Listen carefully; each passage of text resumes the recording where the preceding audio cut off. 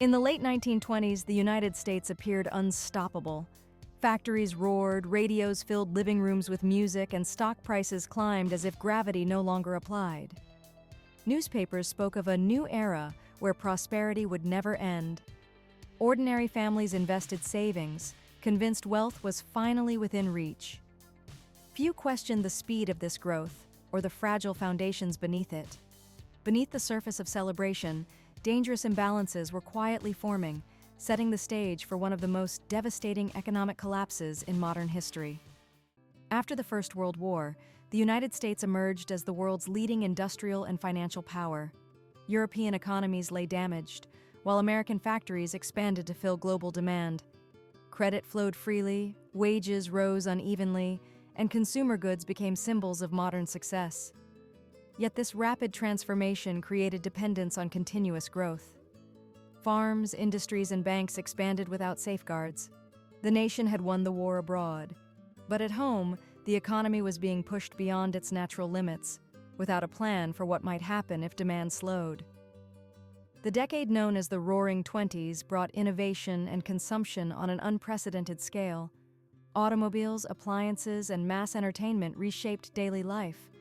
Businesses produced more than ever before, believing demand would keep pace. Installment buying allowed families to purchase goods without full payment, masking financial strain. Economic growth appeared universal, but wealth was concentrated among corporations and investors. While the nation celebrated progress, the gap between appearance and reality widened, leaving the economy increasingly vulnerable to sudden shock. Stock prices surged throughout the 1920s, fueled by optimism and easy credit. Millions of Americans, many with little financial knowledge, entered the market. Buying on margin allowed investors to borrow most of the purchase price, magnifying both gains and risks. Rising prices reinforced belief in permanent growth.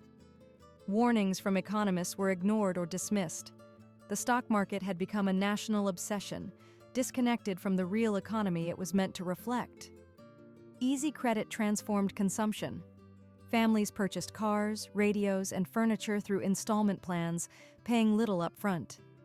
Businesses welcomed the surge in sales, but debt quietly accumulated. Wages did not rise fast enough to support this lifestyle indefinitely. When payments fell behind, households had no safety net. Credit created an illusion of prosperity, delaying recognition of economic imbalance. When income slowed, debt remained, turning confidence into vulnerability almost overnight. While cities prospered, American farmers faced hardship long before 1929. Wartime demand had driven expansion, but peace brought falling crop prices. Farmers borrowed heavily to modernize, only to earn less each year. Overproduction flooded markets, pushing prices further down.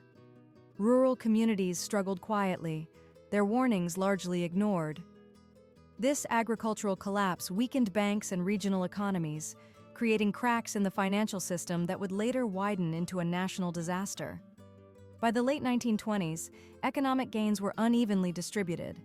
A small percentage of Americans controlled a large share of wealth, while most families lived paycheck to paycheck. Mass production depended on mass consumption, yet wages lagged behind productivity. Without sufficient purchasing power, demand relied increasingly on credit. This imbalance weakened the economy's foundation. When borrowing slowed, there was no broad base of income to support continued growth. Banks played a central role in the booming economy, but regulation was limited. Many institutions invested depositors' money in the stock market or issued risky loans. Reserves were thin, and confidence was everything. If depositors panicked, banks could collapse overnight. This fragile system depended on continued optimism. When trust faltered, the financial structure had little protection against sudden failure. By 1928, warning signs were visible. Production slowed, inventories piled up, and debt increased. Some economists cautioned against speculation, but political leaders avoided intervention. Confidence was seen as a national asset, and doubt as a threat. The belief that markets would correct themselves prevailed. Opportunities to stabilize the economy passed, leaving the system exposed to a sudden and violent correction. As autumn of 1929 arrived, markets grew volatile. Prices wavered, and nervous selling began. Rumors spread quickly, fueled by uncertainty. Investors who had borrowed heavily feared losing everything. Each drop in value increased pressure to sell. Confidence, once abundant, now felt fragile. The stage was set for a chain reaction that would soon overwhelm even the strongest institutions. On October 24, 1929, panic swept the stock market. Millions of shares were sold as prices collapsed. Trading floors descended into chaos as investors desperately tried to exit positions. Banks and financial leaders briefly intervened, slowing the fall, but confidence was shaken. Black Thursday revealed how fragile the system had become, marking the beginning of a historic economic collapse. 5 days later, on October 29th, the market collapsed completely.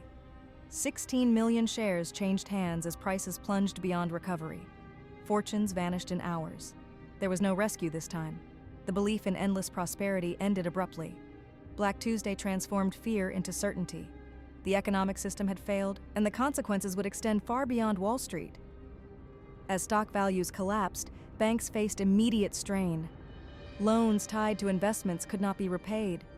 Depositors rushed to withdraw savings, fearing loss. Thousands of banks lacked the reserves to survive.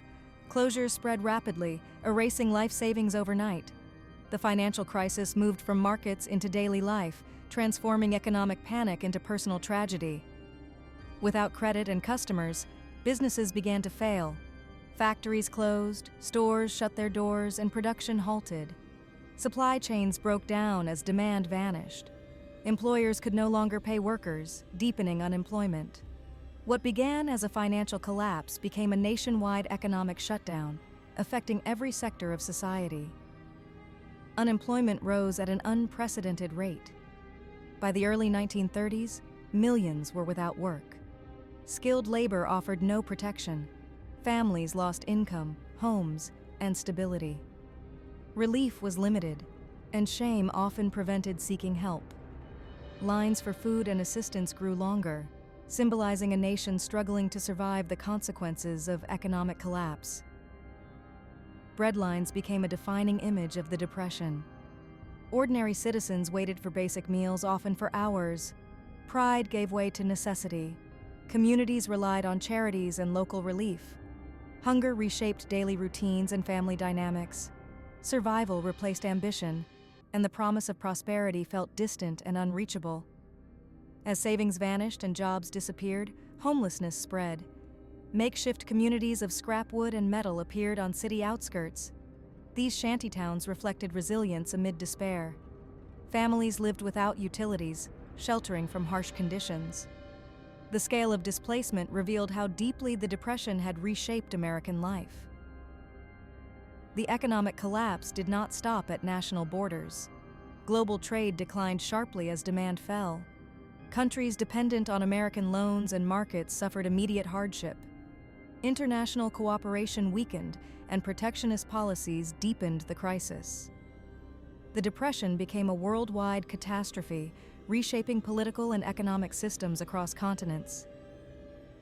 Initial government responses were cautious and limited. Leaders feared intervention might worsen conditions. Assistance programs were slow to develop, and many relied on local solutions. As the crisis deepened, it became clear that traditional approaches were insufficient. Public pressure for action grew, demanding a new role for government in economic recovery.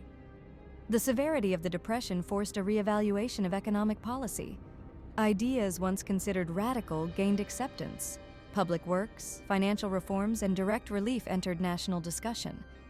The belief that markets alone could ensure stability was replaced by a demand for oversight and protection. This shift would redefine the relationship between government, economy, and citizens.